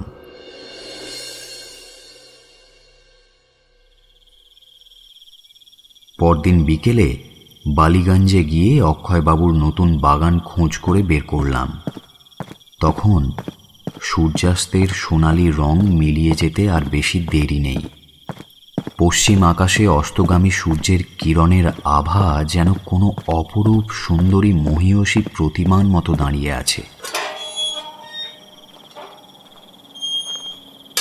আমি বাগানে ঢুকে দেখলাম অক্ষয়বাবু একটা ফ্ল্যানেলের চায়না কোট গায়ে দিয়ে বাগানে পায়চারি করছেন। তাকে দেখে বেশ কিছুটা চিন্তিত মনে হলো। আমি তার সামনে উপস্থিত হলে তিনি আমার দিকে সহসা দৃষ্টিপাত করে বললেন, এই যে আপনি এসেছেন, আমি আপনাকে ডাকার জন্য এইমাত্র লোক পাঠাবো ভাবছিলাম। আমি কি দেরি করে ফেলেছি? না, আপনি ঠিক সময় এসেছেন। মোক্ষদার কি হলো? সে অনেকক্ষণ এসে গেছে। এই বলে অক্ষয়বাবু একটা দোতলা বাড়ির দিকে আঙুল দেখিয়ে আমাকে বুঝিয়ে দিলেন যে তার মধ্যে মোক্ষদা রয়েছে। বাড়িটা বাগানের মধ্যে, আমরা যেখানে দাঁড়িয়ে কথা বলছিলাম তার কাছেই। অক্ষয়বাবুর নতুন বাগান বাড়িটা নিতান্তই অব্যবহৃত এবং জীর্ণ। চারিদিকে তাপ্পি দেওয়া বাঁশে ঘেরা এবং তার চতুর্দিকে চুন সুরকি আর বালির ছড়াছড়ি দেখে বুঝলাম সেই বহুদিনের পুরনো বাড়িটাকে এখন রাজমিস্ত্রি দিয়ে নতুন করে ঠিক করা হচ্ছে। অক্ষয়বাবু আমাকে সেই বাড়ির দিকে নিয়ে চললেন। বাগানের মাঝে থাকা বাড়িগুলো যেমন হয়ে থাকে, এটাও সেই ধরনের। সামনে একটা বিশাল হলঘর এবং তার দুপাশে ঘরের শ্রেণী। সমতল ভূমি থেকে ঘরের মেঝে প্রায় 5 হাত উঁচুতে। সেজন্য অলিন্দের দুটো স্তম্ভের মাঝের অংশে একটা সিঁড়ি আছে। দেখলাম সেই নতুন করে সংস্কার করা সিঁড়ির ধাপগুলো সবেমাত্র বিলিতি মাটি দিয়ে মাজা হয়েছে। অক্ষয়বাবু পায়ের জুতো হাতে করে ওপরে উঠতে লাগলেন। আমিও তার দেখা দেখি জুতো খুলে অতি সাবধানে উঠলাম, কিন্তু তার মতো অতটা সাবধান হতে না পারায় পায়ের চাপ লেগে কোথাও কোথাও বিলিতি মাটি খানিকটা বসে গেল। যদিও অক্ষয়বাবু সেটা খেয়াল করেননি, কিন্তু আমি মনে মনে কিছুটা অপ্রস্তুত হয়ে পড়লাম। অক্ষয়বাবু সেই হল ঘরের মধ্যে আমাকে নিয়ে গিয়ে একটি চেয়ার টেনে বসতে বললেন। আমি বসলে তিনি আমাকে বললেন, আপনাকে অকারণে কষ্ট দিলাম। যেমন দেখছি আজ কিছুই হবে না। মুখ্যতা একেবারে মরিয়া হয়ে উঠেছে। সে কিছুতেই কোনো কথা কানে তুলছে না। শশীভূষণের উপরে তার অত্যন্ত রাগ। শশীভূষণ তার অধঃপতনের মূল কারণ। মোক্ষদার সঙ্গে করা প্রতিজ্ঞা ভুলে তার অমতে বিয়ে করেছে, তার সঙ্গে বিশ্বাসঘাতকতা করেছে। এসব কারণে শশীভূষণের উপর মোক্ষদার ঘৃণা জন্মেছে। এমনকি তাকেও যদি শশীভূষণের সাথে ফাঁসির দড়িতে ঝুলতে হয়, তাও তার কাছে কোনো সমস্যা নয়। কিছুতেই সে নিরস্ত হওয়ার পাত্রী নয়। আপনি যে তাকে কোনো রকমে বাগ মানাতে পারবেন, সে বিশ্বাস আমার আর নেই। তবুও দেখুন, একবার চেষ্টা করে দেখতে আর ক্ষতি কি। আমি তাকে পাঠিয়ে দিচ্ছি। এই বলে তিনি ওপরে উঠে গেলেন। কিছুক্ষণের মধ্যে মোক্ষদা নেমে এলো। আমি তাকে আগে কখনো দেখিনি। এর মধ্যে বর্ণনার দ্বারা অক্ষয়বাবু আমার কল্পনাতে মোক্ষদার ছবি যেভাবে এঁকেছিলেন, এখন মোক্ষদাকে প্রত্যক্ষ দেখে এবং তার ভাবভঙ্গি ও পায়চারি পরীক্ষা করে যথার্থ মনে হলো।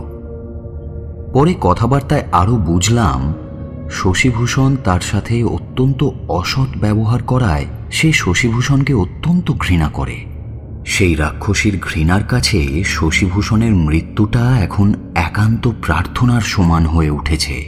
এমনকি আমি শশীভূষণের দিকে টেনে রেখে দু একটা কথা বলাতে তার দৃষ্টিতে আমার উপরেও যেন সামান্য ঘৃণার লক্ষণ প্রকাশ পেল।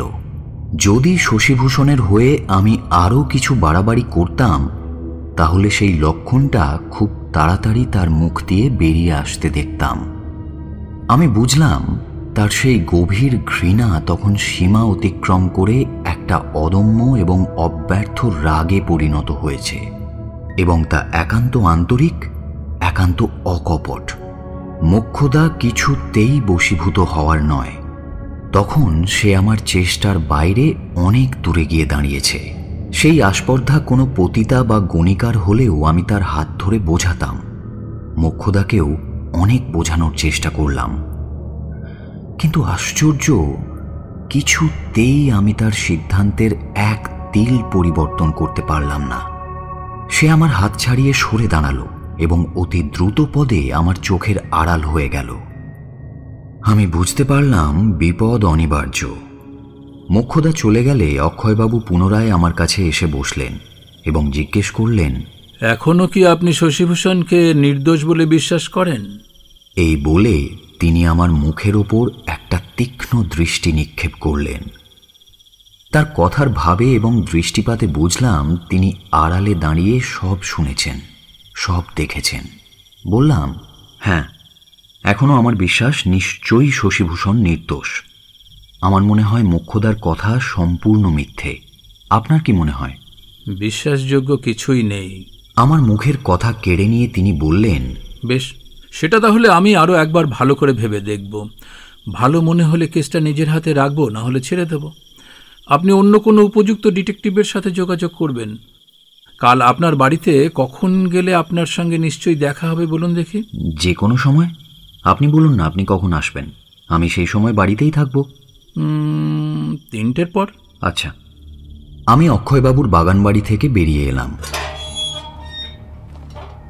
দেখলাম কে একটা লোক খুব কাছেই একটা গাছের আড়ালে অন্ধকারে গাছের ছায়ায় নিজেকে লুকোনোর চেষ্টা করছে। আমি সেই দিকে আর দৃষ্টিপাত না করে সেই মৃদু অন্ধকারে নিজের বাড়ির দিকে চললাম। কিছু দূর এসে আমি আবার পেছনে চেয়ে দেখলাম সেই লোকটাই কিছুটা দূরে আসছে। এবার একটু মনের মধ্যে সন্দেহ হলো। তারপর মনে করলাম হয়তো তারও গন্তব্য একই।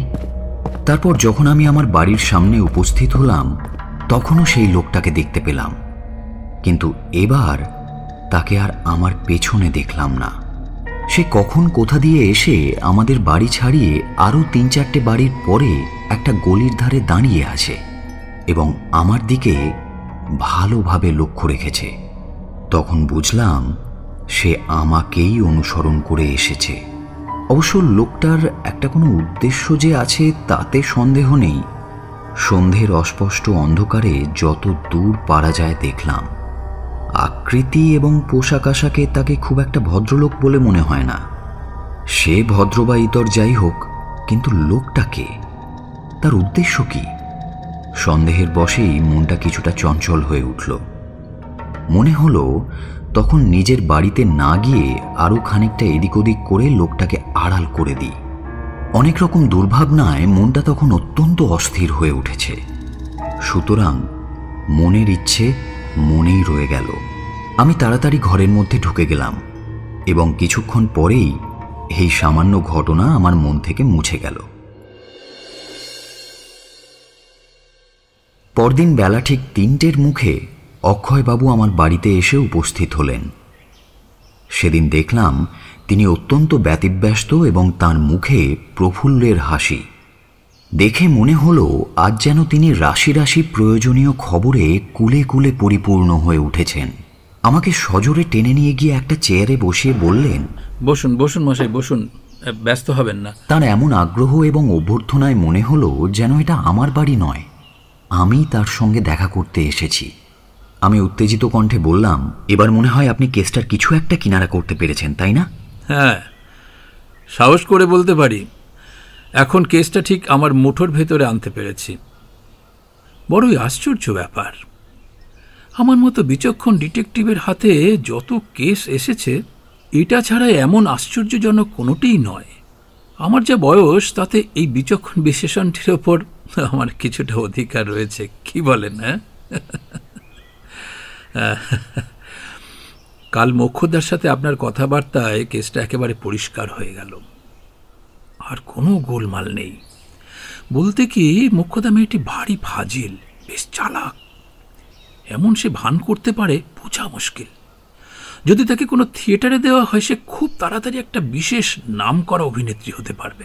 শুনে আমি চমকে উঠে বললাম, কেন, কাল যে আপনি বলছিলেন। কি আপদ, কালকের কথা আজ আবার কেন?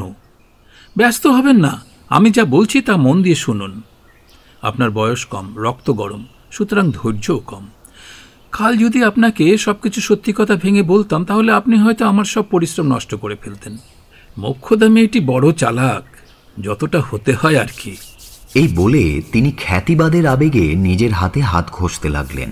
আমি অস্থির হয়ে জিজ্ঞেস করলাম, তাহলে কি মোক্ষদার কাছ থেকে আপনি এই খুনের রহস্যের কোনো সূত্র বের করতে পেরেছেন? দেখুন যোগেশবাবু, আপনার কথাটাই ঠিক। এই হত্যাকাণ্ডে শশীভূষণের কোনো দোষ নেই। আরও একটা কথা কি জানেন, খুনি শশীভূষণকে খুন করতে গিয়ে ভুলে লীলাকে খুন করেছে। আমার মাথার ভেতর দিয়ে বিদ্যুতের একটা ঝলক খেলে গেল। আমি অত্যন্ত চমকে উঠলাম। অক্ষয়বাবু বলতে লাগলেন, স্থির হন, স্থির হন, এতে চমকে ওঠার কিছু নেই। শশীভূষণের কোনো দোষ থাক বা না থাক, সে এখন আর এ জগতে নেই। সে কাল রাত্রে জেলের মধ্যেই আত্মহত্যা করেছে। বোধহয় আপনি জানেন, শশীভূষণের শোবার ঘরটির দক্ষিণ দিকে সরু গলিটার ধারেই একটা অনুচ্চ প্রাচীর এবং কয়েকটা বড় বড় ফলের গাছের ব্যবধান মাত্র। শশীভূষণের শোয়ার ঘরে 2টি বিছানা ছিল। একটাতে লীলা তার ছেলেকে নিয়ে ঘুমতো, অন্যটিতে শশীভূষণ একা ঘুমতো। যে রাত্রে লীলা খুন হয় সেই রাত্রে শশীভূষণ মোক্ষদার বাড়ি যায়নি। সেই জন্য মোক্ষদা রাত্রে চুপি চুপি শশীভূষণের বাড়ি এসেছিল। সেদিন শশীভূষণ অত্যন্ত বেশি মদ খেয়েছিল। সেই ঝোঁকে শোয়ার ঘরে গিয়ে লীলাকে প্রচণ্ড মেরেছিল। সেই রাত্রে তাদের ওই গলির দিকে একটি জানালা খোলা থাকায় সেই গলিতে দাঁড়িয়ে ঘরের সেই সব ব্যাপার দেখার সে সুযোগ ছিল। তারপর শশীভূষণ একটি বিছানায় শুয়ে মদের ঝোঁকে খানিকটা এপাশ ওপাশ করে ঘুমিয়ে পড়ল, এবং লীলাও তার কিছুক্ষণ পরে ঘুমিয়ে পড়ল। তার 1 ঘন্টা পরেই হত্যাকারী সেই গলিপথ দিয়ে, প্রাচীর, গাছ এবং উন্মুক্ত জানালা দিয়ে সেই ঘরে প্রবেশ করে লীলাকে হত্যা করে। পরে পুনরায় উন্মুক্ত জানালা পথ দিয়ে নেমে যায়। তখনও লীলার স্বামী মদের ঘোরে একেবারে অচৈতন্য। যোগেশবাবু, আমার কথা আপনার বড় আশ্চর্য মনে হচ্ছে বোধহয়, কিন্তু এর একটি বর্ণ মিথ্যা নয়। আমি এই সম্বন্ধে অনেক প্রমাণ পেয়েছি। আপনার এই কেস হাতে নিয়ে প্রথমে আমি শশীভূষণের পারিবারিক ঘটনাগুলো জানতে চেষ্টা করি। তা সে চেষ্টা যে একেবারে বৃথা গেছে তা নয়। তাতেই জানতে পারি যে শশীভূষণের 2টি বিছানা ছিল। একটা বড়, লীলা তার ছোট ছেলেটিকে নিয়ে সেখানে ঘুমতো, আর যেটা ছোট, শশীভূষণ সেখানে ঘুমতো। তাদের এক বিছানায় না শোয়ার কারণ, শশীভূষণ অনেক রাত্রে মদ খেয়ে আসত। যতক্ষণ না ঘুম আসত ততক্ষণ সে শুয়ে শুয়ে ছটপট করত। সেই রকম অবস্থায় আরও 2 জন মানুষের সাথে একসাথে শোয়া সে নিজেই অসুবিধা মনে করে এই ব্যবস্থা করেছিল। বিশেষত প্রতিদিন মাঝরাতে পাশে ছোট্ট ছেলের তীব্র কান্নার আওয়াজে বারবার তার ঘুমের ব্যাঘাত ঘটার যথেষ্ট সম্ভাবনা ছিল।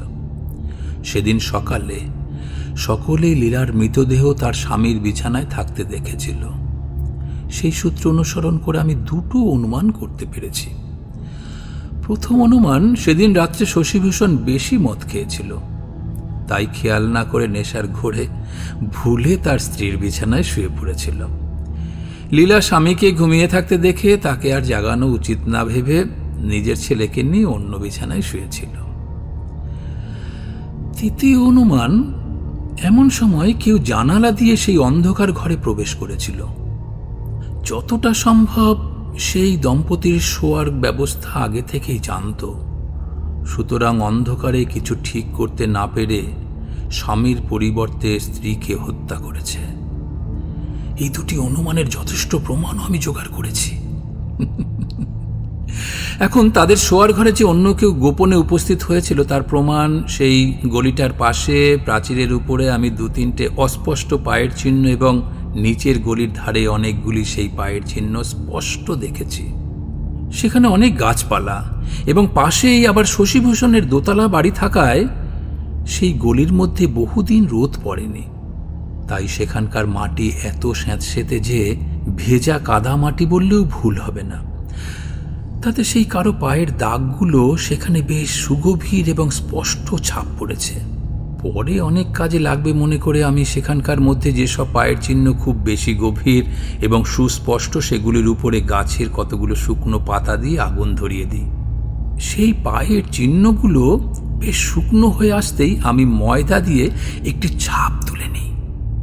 সেই মাপেরই অতি স্পষ্ট পায়ের ছাপ শশীভূষণের শোবার ঘরের জানালার বাইরের আলিশার উপরে 2-1টা দেখেছি। আমার কথায় আপনার একটু সন্দেহ হতে পারে যে হত্যাকারী সেই অনুচ্চ প্রাচীর থেকে একেবারে কি করে সেই উঁচু দোতলায় উঠল, কিন্তু সেই সন্দেহ আমি আর রাখছি না। হত্যাকারী সেখানকার একটা জাম গাছ অবলম্বন করে উঠেছিল। সেই জাম গাছের গুড়ির ওপর কতগুলো খুব কচি ডাল গজিয়ে উঠেছিল। এগুলো নামার সময় হোক বা ওঠার সময় হোক, হত্যাকারীর পা লেগে কতগুলো ভেঙে মাটিতে পড়ে গেছিল, আবার কতগুলো গাছেই ঝুলছিল।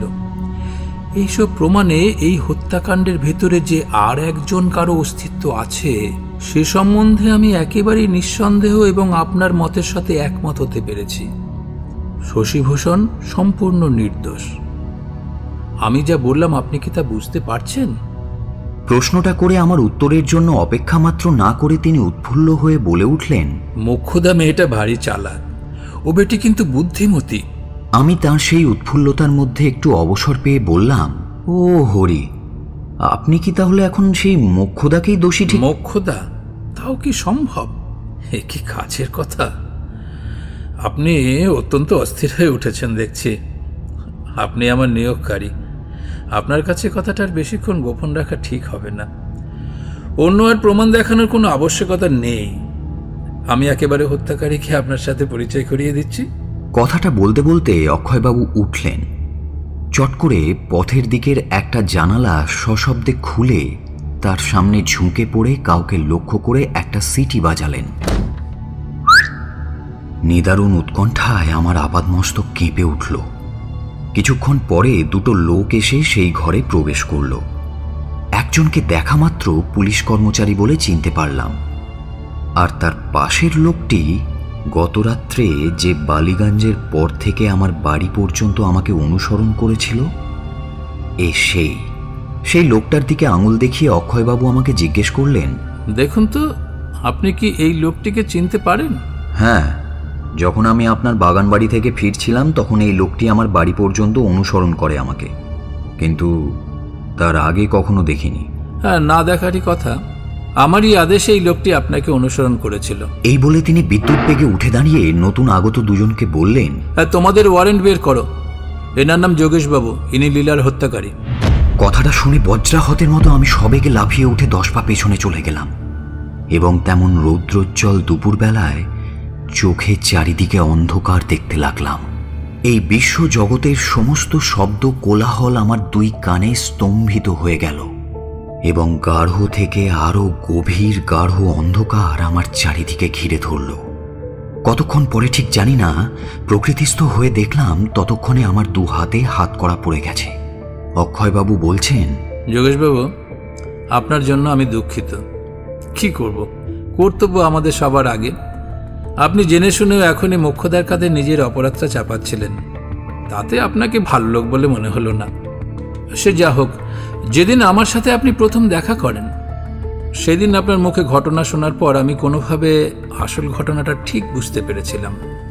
সেই জন্যই আপনার দেওয়া পুরস্কারের 1000 টাকা দস্তুর মতো লেখাপড়া করে অন্য ভদ্রলোকের কাছে জমা রাখতে বলি। আপনিও তা রেখেছেন, আর আপনিও জানেন খালি হাত কখনো কারো মুখে ওঠে না। সে যাই হোক, এতেই আপনার হৃদয়ের একটা মহৎ উদারতার পরিচয় পাওয়া যায়। শশীভূষণ আপনার ঘোর শত্রু হলেও সে যে নিরপরাধ তা আপনি মন থেকে জানতেন। আপনার অপরাধে তাকে শাস্তি পেতে হবে এটা ভেবে আপনার যথেষ্ট অনুতাপ হওয়ার জন্যই এই 1000 টাকা পুরস্কারের ব্যবস্থা। এখন 2-4টে প্রমাণ দেখিয়ে দিলে আপনি যে এক অর্বাচীনের হাতে কেসটা দেননি সে সম্বন্ধে আপনার কোনো সন্দেহ থাকবে না। যেদিন লীলা খুন হয় সেদিন রাত 10টার সময় বাগানে আপনার সঙ্গে শশীভূষণের খুব একটা রাগারাগি হয় এবং তাকে খুন করবেন বলে আপনি উচ্চ কণ্ঠে শাসিয়েছিলেন। অবশ্যই আপনার সেই উচ্চ কণ্ঠের শাসানিগুলি সেই সময় শশীভূষণ ছাড়া আরও 2-1জনের কানে গিয়েছিল। এর কিছুক্ষণ পরেই শশীভূষণ তার ছুরি চুরির কথা জানতে পারে। শশীভূষণকে না বলে সেই ছুরিটা আপনি নিয়েছিলেন। আপনার এই না বলে ছুরি নেওয়া সম্বন্ধে আমি 2-1টা প্রমাণও জোগাড় করেছি। সেদিন শশীভূষণের তীক্ষ্ণ কটূক্তিতে আপনার রক্ত গরম হয়ে উঠেছিল। আপনি বাড়িতে ফিরেও নিজেকে কিছুতেই সামলাতে পারেননি। আপনি শশীভূষণকে হত্যা করার পরিকল্পনা করে পুনরায় তার বাড়িতে এসেছিলেন এবং আপনার মাথায় হঠাৎ কি একটা প্ল্যান উদ্ভব হওয়ায় সেই বৈঠকখানার ঘর থেকে ছুরিটা না বলে চুরি করার মতো পাপ কাজে লিপ্ত হলেন। তখন একজন কাজের মেয়ে আপনাকে দেখেছিল। আপনি ভদ্রলোক, সে কাজের লোক, সুতরাং তখন সে আপনার উপর এমন একটা গাঢ় সন্দেহ করতে পারেনি।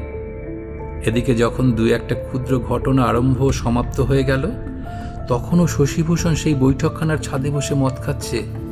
বাগানে আপনাদের সেই বাগবিতণ্ডার পরে আপনি যখন চলে গেলেন কোনো অজানা কারণে শশীভূষণের মনে একটা বড় অস্বচ্ছন্দ উপস্থিত হয় এবং সেই অস্বচ্ছন্দ দূর করার জন্য সে আবার বৈঠকখানা ছাদে উঠে মদ্যপান আরম্ভ করে। মদই লোকটার মাথা খেয়েছিল। যতটা পারে বসে বসে খেলো, তারপর বাকিটা বোতলের মুখে ছিপিয়ে এঁটে যখন ঘরের আলমারিতে রাখতে চায় তখন দেখে আলমারি খোলা এবং ছুরিখানা সেখানে নেই। তারপর 2-1বার এদিক ওদিক খুঁজে না পেয়ে বাড়ির ভেতর চলে গেল এবং লীলাকে ছুরিটা হঠাৎ অদৃশ্য হওয়ার কথা বলল। সেই সময় তার শোয়ার ঘরের পাশের গলিপথে মোক্ষদা কোনো লোককে দাঁড়িয়ে থাকতে দেখেছিল। মোক্ষদাকে আমি সেই লোকটার নাম জিজ্ঞেস করায় সে বলল সেই লোকটাকে চেনে না, আগে কখনো দেখেনি। তখন আমি আরেকটা কৌশল করে আপনাকে তার সামনে নিয়ে যাই। আপনি তার মুখে তখন যেসব কথা শুনেছিলেন তা পূর্ব পরিকল্পিত ছিল। আমি তাকে এইভাবে একটা অভিনয় দেখাতে শিখিয়েছিলাম। যা হোক, মোক্ষদা আপনাকে দেখা মাত্র চিনতে পারে, তখন রহস্যটা অনেকটা পরিষ্কার হয়ে গেল। তাহলেও শুধু মোক্ষদার কথা আমি বিশ্বাস করিনি, সেটা ডিটেকটিভের স্বভাবও নয়। আর যা হোক, সেই প্রাচীরের পাশের পায়ের চিহ্নগুলো মিলিয়ে দেখার একটা সুযোগ সেই সঙ্গে ঠিক করে নেই। সেই জন্য আপনাকে আমার বাগান বাড়িতে নিয়ে যাই। হলঘরে যেতে সবেমাত্র বিলিতি মাটি দেওয়া সিঁড়িতে যাতে খালি পায়ে অতি সাবধানে উঠতে হয়, তাতেই সেই সদ্য মাঝে বিলিতি মাটিতে আপনার পায়ের যেসব দাগ পড়ে, আমি সেইগুলোর সাথে ময়দার ছাপে তোলা সেই গলিপথের দাগগুলো মিলিয়ে বুঝতে পারি দুটো একই পায়ের চিহ্ন এবং সেই পা আপনারই। এই বলে তিনি উঠে দাঁড়ালেন। উৎসাহের সাথে বললেন, মোক্ষদা বেটি ভারী চালাক, ভারী বুদ্ধিমতী। কি জানেন যোগেশবাবু, তাহলেও আমি মোক্ষদার উপরে সম্পূর্ণ নির্ভর করতে পারিনি।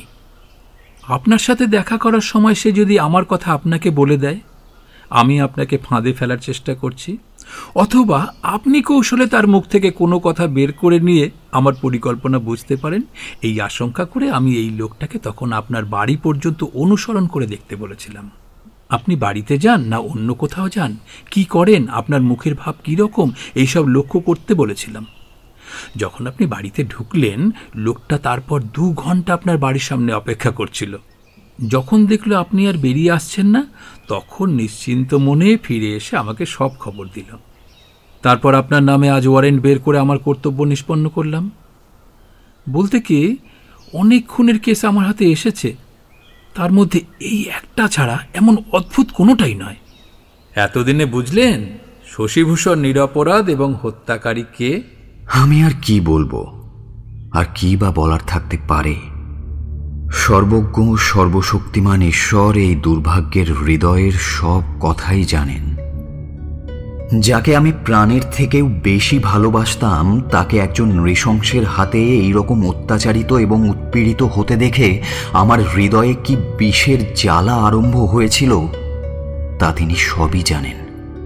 সেদিন যদি আমার সেই ভুল না হতো, আমি যদি ঠিক শশীভূষণকে হত্যা করতে পারতাম, তাহলে বোধহয় সুখে মরতে পারতাম। লীলাকে একজন নররাক্ষসের কবল থেকে উদ্ধার করে মনে করতে পারতাম আমার মৃত্যুতে অন্তত একটা ভালো কাজ হলো। কিন্তু হায়, মানুষ যা মনে করে তার কিছুই হয় না। সেই সর্বশক্তিমানের ইশারাতেই সমগ্র বিশ্ব সমানভাবে পরিচালিত হচ্ছে। সেখানে মানুষ মানুষের কি বিচার করবে, তার এমনই রচনা কৌশল যে পাপী নিজের হাতেই নিজের দণ্ডবিধান করে থাকে।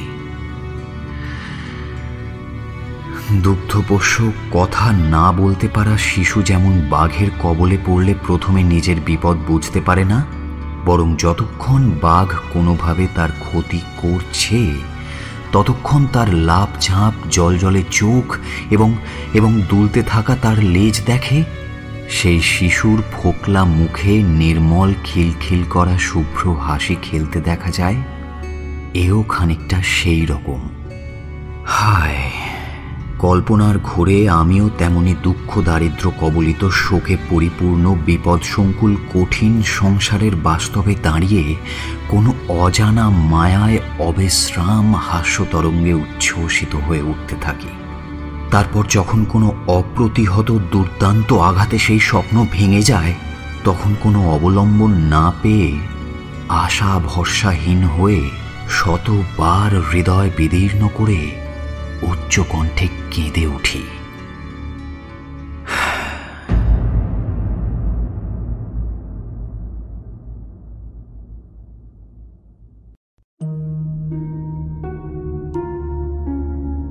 এতক্ষণ আপনি শুনছিলেন পাঁচকড়ি দের লেখা কাহিনী হত্যাকারী কে, only on Radio Milan 90.4 FM.